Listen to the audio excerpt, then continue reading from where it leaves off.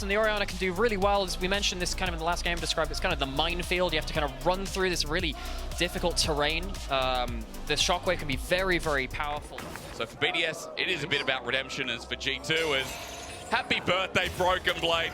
Ladies and gentlemen, put your hands together. I think he's 27. You don't have to go through that. You just end up kind of, you know, teleports behind you, nothing personnel kid, and then you just kind of run over the team fight that way. So whoever at last hits as well as Ego, there's that handshake, as I said, in the 2v2, trying to find the moment. Parus in trouble, and Dad, Hans Mama with his first blood. Blame my jokes not making sense. That's so much worse. By the way, you can see what's on your screen. There's a game right now in League of Legends. There's Ice has changed the corruption, but a Fate's Call is available for Hans Summer. They spot the pig around the wall, but Hans doesn't care, goes in anyway. SkewMond's also on the way in, but 113 just jumps on him.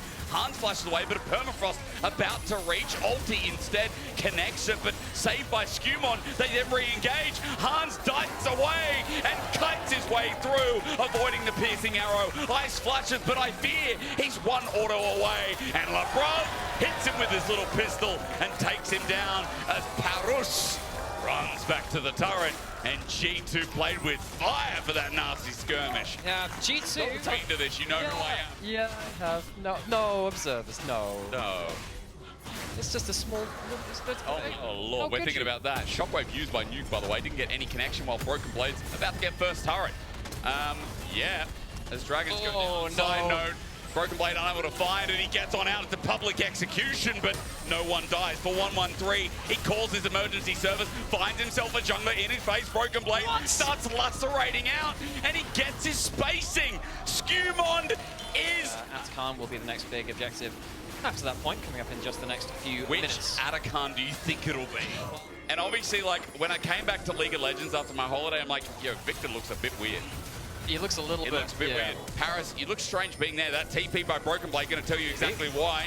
You see with that lacerate, he's getting into position. He's starting to spin. Ice doesn't have a chance here, but BDS have taken 2-2 members with them. Good shutdowns onto the Kalista as the public execution fails, but the Shockwave does not. BDS are doing better in this fight than you'd expect. In a 3v3, Nuke's also got space. G2 are losing this until Broken Blade comes down, shuts down, and takes them all out with him.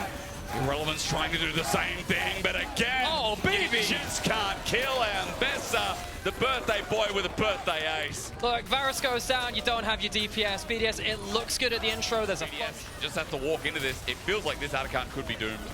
BB just hanging off on the side, has eyes on Ice. Really hard for BDS to get into the right terrain here. BB's just sitting there. There's got to be such a danger on that Varus. I mean, Caps sung a note, and it was a good one as well. As he zones them out, you can see the other one in reverse from the Seraphine means a bit, but the Berserk, the Shockwave in return. G2 in front of Atakan that's shredding their health bar. It's getting destroyed. BDS now take it from under their grasp, and this is why you don't team fight while you're trying to butcher Atakan. Oh my word, Nuke just absolutely destroys them. Just gets a huge shockwave, and while I thought, okay, it'll be about the kills as well, they'll get themselves a dragon. Huge turnaround for BDS. A massive one. I mean, they're also going to stop the dragon stacking, or rather, actually know what's going on.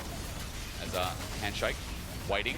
Transcorruption stolen by Cap with the hijack. He sends it out, and it roots. 113 in front of turret, but they've got themselves the GA. They're unfightable at this point, if that was English. As outer turret goes down, inner turret the next siege, and I mean, BDS are clawing their way back in. Slowly but surely, a shot back to the two-man this time. Seraphine ulti is good as well, but look, perfect execution from Broken Blade in the backline has done the perfect thing. It's taken the juice out of BDS, but under turret, he's just burning GAs. But Broken Blade is burning the grey screen.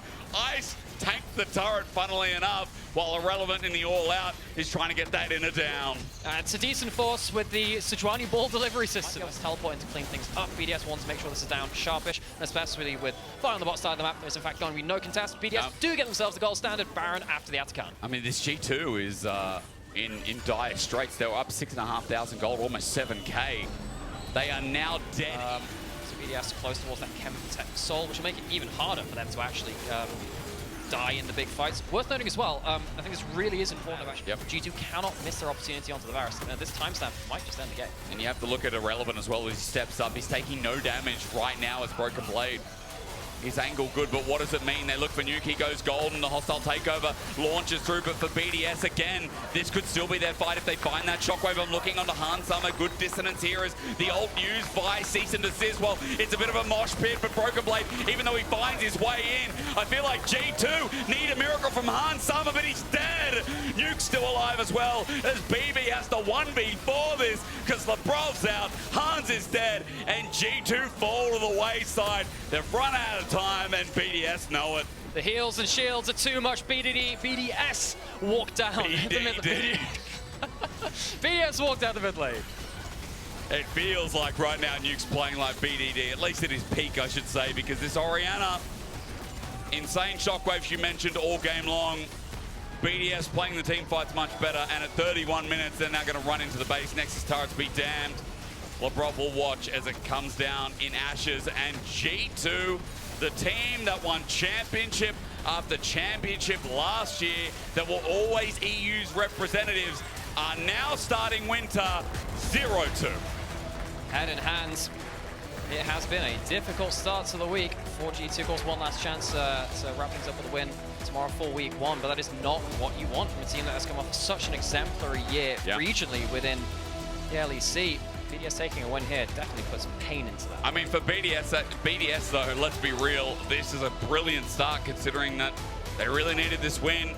They've revamped their roster as well. We talked about it, like this is a big change when they're taking a risk on players like 113 when they've only got Nuke and Ice left remaining.